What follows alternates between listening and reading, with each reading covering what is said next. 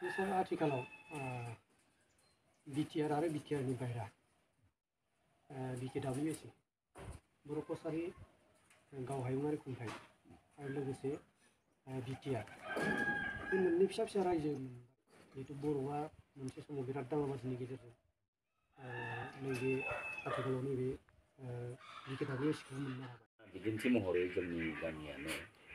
जोंनि बे ओनसोलानो सोरगिदिं गुबुन हारि गोजा। बर'आ सुबा मोनसेल' होनजायो। 27 न'खर दङ जों आरो गुबुन एसे आनज्रायनानै दं दैमा सेराव बिसोरो 10-नि न'खर दङ। जोंनिया मोनसेल' धोरोम, बिसिना मोननै मोनथाम धोरोमखौ जों नुनो मोनबाय आरो नुनो मोनबाय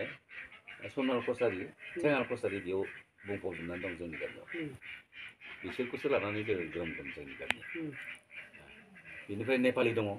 गरखा नेपालि आरो लालुं दङ। सारनिफ्राय मिथिबावनो नाजाबावनि सार आथिखालाव बिटिआर आरो बिटिआरनि बायरा बिकेडब्लिउएसि बर' कसारि गाव हायुङारि खुंथाइ आरो लोगोसे बिटिआर बे मोननै फिसा फिसा रायजो मोनबाय जिहेतु बर'आ मोनसे समाव बिराद दाङाबाजिनि गेजेरजों नैबे आथिखालाव नैबे बिकेडब्लिउएसिखौ मोननो हाबाय। दा बेनि नाजानाया बै समाव बड'फा उपेन्द्रनाथ ब्रह्म जिहेतु आफाया जेरैबायदि मावबोदोंमोन दुलाराय बर' फरायसा आफादनि जिहेतु बै समनि डिभाइड आसाम 50-50 बड'लेण्डबो डिमान्ड खालामबोबाय थादोंमोन। नैबे बेलायाव सानैसो राजखान्थिगिरि बिथांमोनाबो बाथ्रा माखासे बुंसोलायनाय जों खोनादों जे जोंहा बड'लेण्डखौ नांथारगौ। सानैसोआ बुङो जोंहा रायजोखौनो मोनखाबाय मोननै बिटिआरनि बायरायाव 22टा जिल्लायाव जोंहा जाखाबाय बिकेडब्लिउएसिआ। बेफोरबायदि माखासे बाथ्रा बुंलायबाय थानायखौ जों नुबाय थादों, मिडियाफ्राव बुंदों। दा बेनि सायाव सारा मा बुंनो सानो जे जोङो बड'लेण्डखौ मोनथारनाया मोजां ना बे मोननै फिसा फिसा काउन्सिलखौ लानानैनो जोंनि बर'नि सायाव गोजोननाय दं होननानै सानो नामा सार? गासैबो खामानियानो गोजोनथाव स्टेप बाय स्टेप मोनफा मोनफा जाबोनायखौ नुनो मोननायलाय आं मोनसे रोंगौथि थानायनिफ्राय बुंनो सानो। दुलाराय बर' फरायसा आफादा बड'फा उपेन्द्रनाथ ब्रह्म थानाय समावनो जेला सनकुस्तु सदिया बाथ्रा फंसेमोन आरो गेजेर गेजेर सोमावसारबोदों। डिभाइड आसाम 50-50 आसामा फिसा जालांबाय। बे राजखान्थिनि बेलायाव गोग्लैनानै बेबायदिनो जाबोदों, बेखौ जों मिथिगौ आरो बयनोबो संबिजिरारि मोन्थायखौ नांगौ, बेयाव रावबो हेंथा होनो गोनां थाया। जोंहाबो बर' हिसाबै गेदेमा बर' माहारि हिसाबै जोङो राजखान्थियारि बिथिङाव थानानै हारिखौ जौगाहोनो थाखाय जेरावबो देरहासार जानो थाखाय जोङो रायजोखौ डिमान्ड खालामबाय थादों आरो मोननो गोनांब्लाथ' आसामखौनो खावसे मोनथारनांगौ जोङो, बेबायदि बाथ्राखौ साननाय जाबोदों। दुलाराय बर' फरायसा आफादा राजखान्थियाव जेला आगान होबाय बे जाबोदों। ओंखायनो डिमान्ड खालाम गुबुन गौथुमनि लोगोसे दैदेनगिरि हिसाबै दुलाराय बर' फरायसा आफादा बिएसिखौ दाजेनग्रोदों आरो बिएसि जानायनि उनाव फोसाबनायनि गेजेरजों बिटिएडि जाबाय। बिटिसि गोरोबथानि गेजेरजों बिटिएडि जादों। बेनिफ्राय दाख्लैबावैसो जानुवारि 27 जाबायदि गोरोबथा जादों बेयाव बिटिआर जादों। मावफुंजोबनो हायाखैबाबो बिटिआर होननानै फोसावखाबाय। 9 जिल्ला दङ। बेफोरो फुल प्लेजेडब्लाबो आसाम सरकार, रायजो सरकार आरो मिरु सरकारनि सिङावसो थानाय बियो। उदांस्रि मोनजोबथाराखै आरो लकेल सेल्फ गभर्नमेन्ट होनना बुङो इंराजियाव। बे गाव हायुङारि खुंथायफ्रा बेबायदिनो जाबोदों आरो दा 6 सिडिउल मोनदोंब्लाबो बिटिआरआव आसाम सरकारनि सिङावसो थानांगौ जाहैयो,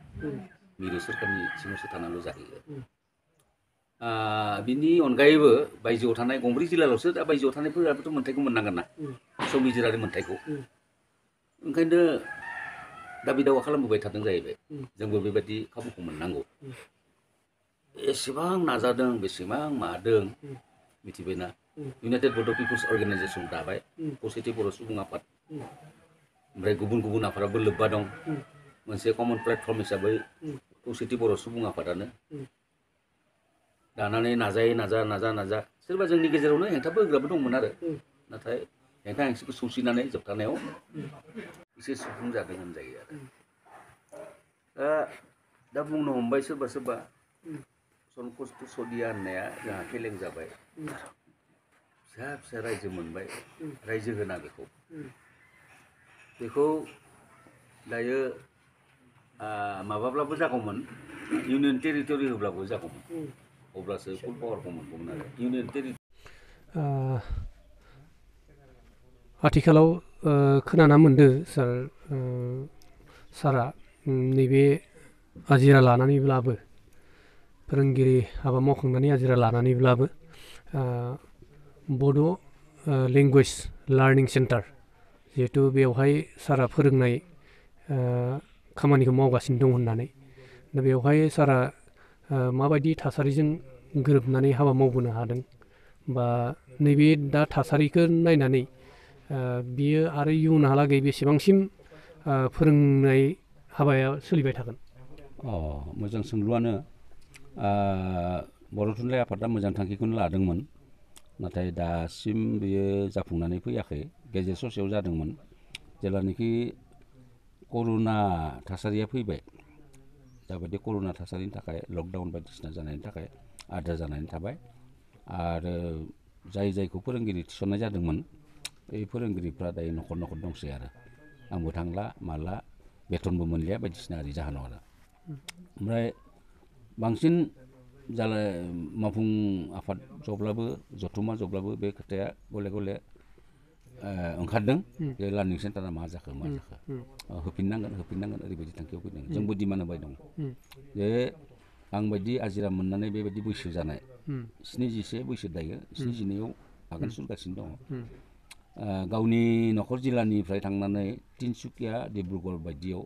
होनाया साबजानाय मोनाखै आं सिगांनिफ्रायनो गोसो गैयामोन नाथाय नारसिनदोंमोन बर' थुनलाइ आफादनि गाहाय नेहाथारि प्रसान्तआ जेब्लानाखि बुङो सारा थाथारनांगोन ओरैनांगोन आसामिस मिडियामजों फरायनानै बर' टिचार जादोंब्लाबो नोंथाङा मोननै लेंगुवेजखौ रोंखागौ मोजाङै बिदि होननायाव आंबो उनाव हेफाजाब होआब्ला जानाय नङा बिदि सानदों आरो दा नुनो मोनबाय डिब्रुगड़ जिल्लानि नामरुप कछारी पथार बेसेबा मैखोम बर' गामि नाथाय बिसोरो गिबियाव बर' होननानै लायामोन আপোনালোকৰ भाषा কি मातृभाषा কি असमिया होननानै बुंना लायोमोन आरो बिमा रावा जेलानिखौ असमिया जाबाय बिसोरो असमिया टाइटेलबो लिरनो हमबायमोन आरो सोरबा दास सयकिया हाजरिका मेस बायदि ओमफ्राय नुना मोनबाय बर'फोरा सांग्रां जाबोदों सोनाबनिफ्राय लखिमपुरावबो धेमाजियावबो सांग्रां जाबोबाय बर' रावा बेसेबांबा दावखोबाय 8 सिडिउलाव मोनबाय इण्डियान कनस्टिटिउसनाव ओमफ्राय सरकारि लोगो राव हिसाबै जोङो डिमान्डआ सोलिबाय दं जाफुङाखैमोन जाफुंनो लामा लाबाय बे बाथ्राखौ मिथिनानै जों बर' होननानै बुंना लाबाय बेबायदि जायगायाव बर'ब्लाबो बर' रायनो रोङै जाबादि ओनसोल दङ बेफोर ओनसोलाव बर' लेंगुवेज लार्निं सेन्टारखौ होदोंमोन आपार आसामाव होग्रोदों ओमफ्राय लासै गुवाहाटियावबो मोनसे सेन्टार होदोंमोन बेनिफ्राय आंखौबो बेबायदि होबाय नामरुप कछारी पथाराव होनाय लोगो जोबोद मोजां थासारि मोनहैदों ओरैबायदि गोसो होदों जोंनो बर' रावखौ नांथारगोन बिमानि रावा बेसो सनाल कछारी अट'नमास काउन्सिला बिजाब साफायनाय बायदिसिना आइजें आइलाखौ जगायनायाव दंमोन आरो नाथाय पेमेन्टखौ जाबायदि बेथन बेखौ बर' थुनलाइ आफादा होयोमोन 15,000 आं दाननैनि मोनदों 30,000 आरो होबावगौमोन नामा थासारियासो खालामबाय न'आव फैना थाफैनो आरो आं बुंदों रोखायैनो आरो बेबायदि गुबुन जिल्लायाव दाहोसै बैसोगोरा मानसि हायोबा सेंग्राफोरखौ गोजानाव आंनि जिल्लायावबो द्लाम बर' मानसियानो बर' राव रोङै दं बे हिसाबै दासिमबो जोङो जिल्लानि बर' थुनलाइ आफादनि आफादगिरि नेहाथारिजों रायज्लायनानै सेन्टार 3 जोङो डिमान्ड खालामदों आरो फ्रायनो बावैसोनि उनावनो जाफुंनायनि बाथ्राखौ बुंदों बिथांमोना मिरु आफादा जोङो गोजोननाय मोनदों आरो गोजोननाय मोनगोन जेब्लानाखि जोंनो नागिरनाय सेन्टारखौ होगोन जोंनि गामिनि सेरावनो बै सरनिया गामि दं बर' राव रोङा रोंबाबो रायज्लाया दानि उन्दैफ्राथ' रोंखायानो बेफोरबायदियाव होनांगौ सेन्टार बगिनदआवबो नांगौ ओमफ्राय नारायणपुरावबो दं द्लाम दङ बेफोरावबो नांगौ ओमफ्राय सिमुलुगुरियावबो द्लाम दङ बर' हारसा गोजा रायज्लायो असमिया गोजा धोरोमखौबो गुबुन गुबुन बैष्णबि बायदिसिना ओरै जालायलांबाय मिसनारि जालायलांबाय बायदिसिना ओरै दं आरो धोरोमनि बेलायाव आं बुंनो सानाखै जा धोरोमजोंनो थांथों आं बेवहाय हेंथा होनो गोनां गैया नाथाय बर' हिसाबै जोंनि राव थुनलाइ हारिमुखौ जौगाहोनायाव बाहागो लाथारनांगोन आं बेखौ सानो लार्निं सेन्टारा मोजां जागोन जेब्लानोखि होफिननाय लोगो लोगो आंबो गोसो गुदुं जानानै बेयाव फोरोंगिरि जानानै थागोन आरो जोबोद मोजां राहा जागोन बर' जानानैबो बर' राव रोङैफोरखौ लाबोफिननाय थुनलाइयाव बिहोमा होनाय हारिमुआव बिहोमा होनाय अब्लासो जोङो जौगागोन होननानै सानो आरो जोबोद मोजां राहा बेखौ नांगौ बे हिसाबै आं जोबोद मोजां मोनदों आरो बे बेलायाव आरो दानि जाबायदि लाइमोनफोर बे लाइमोनफोराबो बे बेलायाव सांग्रां जानांगोन बर' रावखौ मोजाङै सोलोंनानै बानान खान्थियाव गोरोन्थि गैयाजासे लिरनाय ओरिनाय बाथ्रा बुंनायफ्राबो रोखा रोखा जानांगोन अब्लासो बिसोर बेबायदि लागोन नङाबा बै गामियाव रायज्लायनाय बायदि रायज्लायबाय थाबा बेबायदिनो रायज्लायलांगोन आरो आं बेखौसो बुंनो सानो सोलोंथाइगिरि जानानै जाया रावखौ मोजाङै रायज्लायनो नांगोन रोखा रोखायै लिरनोबो रोंनांगोन रोखा रोखा गोरोन्थि गैयाजासे आं बेखौसो बुंनो सानो साबायखर थाबाय सार आथिखालनि जिथु लखिमपुर हालामाव मोनफ्रोमबो जोंनि बर' माहारियारि आफादफोर दङ बेजों लोगोसे धोरोमनिफ्राय हमनानै एबसुआबो खौसेथि बर' सुबुं आफाद बर' थुनलाइ आफाद गासै आफादखौनो होनबाय हारिमु आफाद गासै दङ बेबायदि आफादा बे आफादफ्रा नैबे आथिखालनि थासारियाव सारा नुनायाव माबायदि मोन्दांथिया सारनि मोन्दांथिया माबायदि बिनि सायाव बुंगोन नामा एसे बुंजागोन बुंजानाया लखिमपुर हालामनि जिथु आफादफोरनि सायाव गावबागाव गौथुमा गावबागाव आफादा गावबा गावनि थांखि बायदि मावलांगोन नाथाय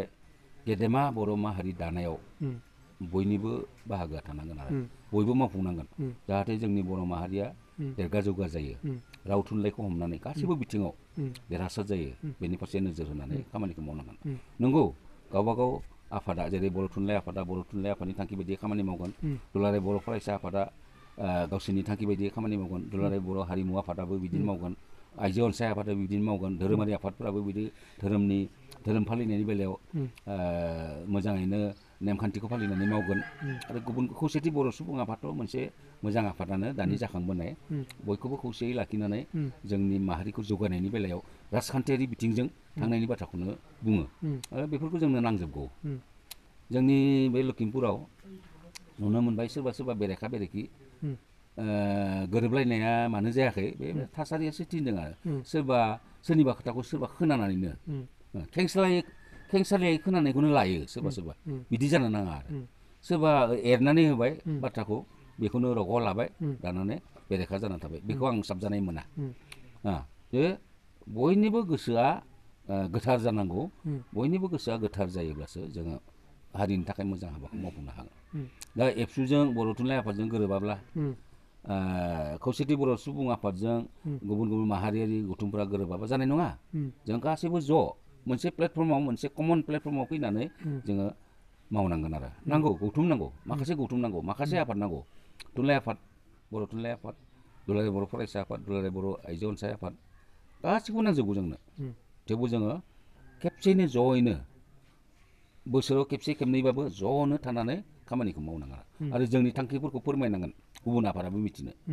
बेबायदि थांखिखौ बिजिरलायनानै जोङो ज'यैनो खामानि मावबासो हारि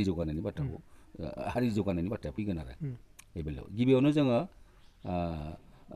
राव थुनलाइखौ जौगाहोनाय गेदेमा माहारि दानाय बेफोर बाथ्राया फैगोन जों सांग्रांथि जानांगोन सोलोंथायारि सांग्रांथि रांखान्थियारि सांग्रांथि राजखान्थियारि सांग्रांथि समाजारि सांग्रांथि धोरोमारि सांग्रांथि बेयाव फैनांगोन अब्लासो हारिखौ गेदेमा हारि होननानै दुलाराय मुलुगानो मिथिगोन आं बेखौसो सानो जोंहा मिजिं दङ गावनि बर' माहारिखौ दुलाराय बुहुमावनो मोनसे मुलुग दरबाराव मिथिसार जानाय हारि महरै दानो जोंहा मिजिं दङ आरो बै मिजिंखौ जाफुंहोनो जोङो गुबुन गुबुन गौथुमफ्रा ज' जालायनानै खौसेयै खामानिखौ मावलांनांगौ आरो बिदिनो सुबुरुन होनो सानो आं साबायखर थाबाय बेनोमोन जोंहा बयजोंबो मिथिजानाय सोलोंथाइ धोरोम खान्थि आरो गासै बिथिङाव गासै गौथुमजोंनो लोब्बा थानाय आरो गुन गोनां बिमुं मोननाय फोरोंगिरि सार आरो बावैसो आजिरा मोननाय जोंहा बयजोंबो मिथिजानाय मानगोनां महेन्द्र दैमारि सार दिनैनि बे मोगा मोगि लानाय आयदाखौ जोङो बेखिनियावनो फोजोबनाय जाबाय। गोजोन्थों। बयनिसिमबो साबायखर थाबाय। खुलुमबाय।